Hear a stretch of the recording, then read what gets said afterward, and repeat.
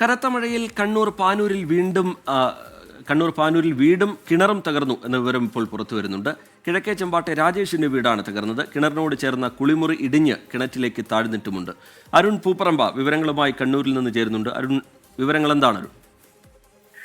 റിജിത്ത്, കണ്ണൂർ ജില്ലയിൽ കനത്ത മഴ തുടരുകയാണ്. പൊതുവെ മലയോര മേഖലയിലേക്കാൾ നഗര തീരദേശ മേഖലയിലാണ് കാര്യമായി തന്നെ ജില്ലയിൽ മഴ പെയ്യുന്നത്.